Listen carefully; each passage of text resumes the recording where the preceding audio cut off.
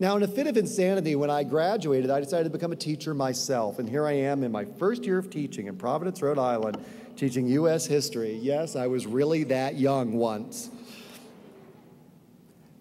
But going back to being a teacher was like going back to high school myself. I had 4 out of the 5 members of the offensive line of the football team in my first period U.S. history class, and I thought I needed to lie. I needed to hide again. That was the only way I could survive in this environment. And I overheard an argument one day taking place in the hallway between one of my advisees and a bunch of his friends. Thinking it might break into a fight, I started to come closer until I realized to my horror what they were arguing about. They were arguing about whether or not I was gay. And my advisee, attempting to defend me, said, "Kevin can't be gay. He's too cool to be gay." And I thought about the lesson I was teaching every day that I came into that school, and I hid and I lied about who I was. I was teaching that young man that no one you looked up to could possibly be gay. I would move on, and I would teach at another school in Concord, Massachusetts. And as was mentioned in the introduction, I proceeded again to think that I could somehow hide.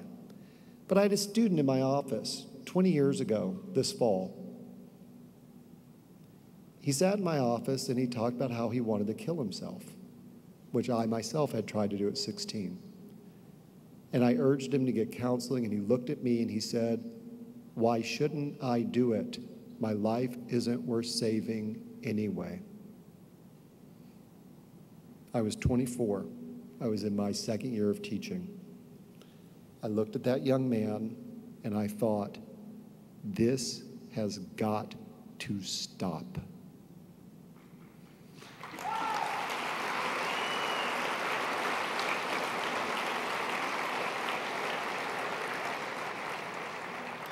So 2 weeks later, I got up and I did an assembly at my school, and I came out to the entire student body.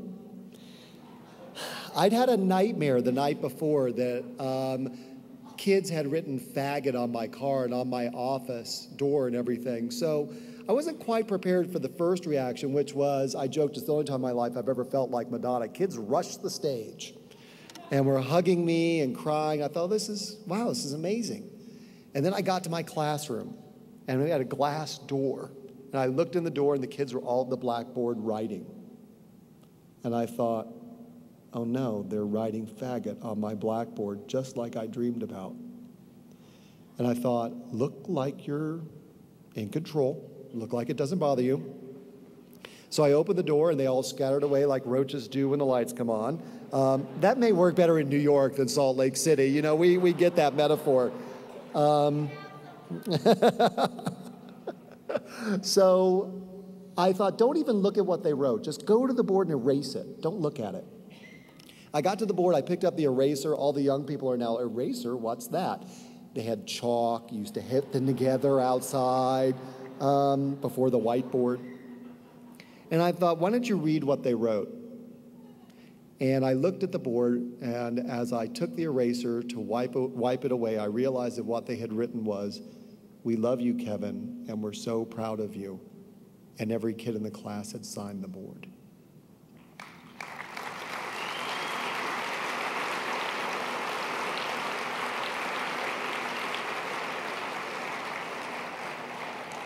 Two young people met in that class, Liz Wong and Tom Darling, and they started dating that year. Fast forward 12 years, they call me in New York one day and they say, "Hey, Kevin, we have news for you." I said, "Let me guess, you've been dating for 12 years. You're getting married." And they said, "Yeah, but that's not really the news.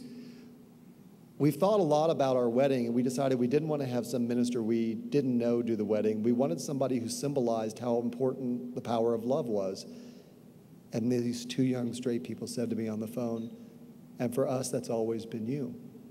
And would you conduct our wedding?" So I did. I could tell Gene Robinson, you're here somewhere. Gene, all you have to do is mail $50 to the Universal Life Church of Modesto, California. You get a certificate back, you could do weddings. couple of weeks after that assembly, a young girl comes into my office. I was surprised to see her in my office because she wasn't someone I taught. In fact, I mainly knew her as the hot freshman girl with the hot senior boyfriend who was making out outside my classroom all the time, which really annoyed me. And she said, I want to start a club and fight homophobia at our school. I was like, didn't think she would be so motivated on this issue.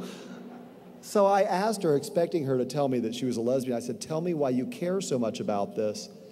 And she said, oh, that's easy. My mother's a lesbian, and I'm tired of hearing my family get put down around this school. And I said, oh, great. 1988, who knew about gay parents? Not this 24-year-old teacher. I said, did you have a name for the club? She said, no, but you're gay and I'm straight, and let's call it the Gay Straight Alliance. I'm proud to tell you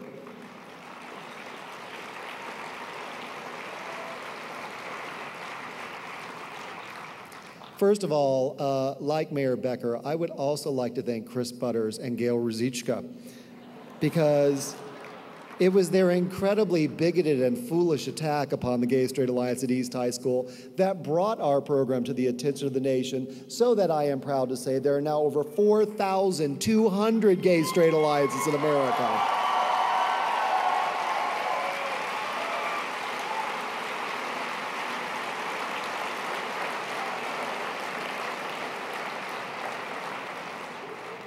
Including one at a little place called Mount Tabor High School in Winston-Salem, North Carolina, the very school where I sat alone every day for 2 years.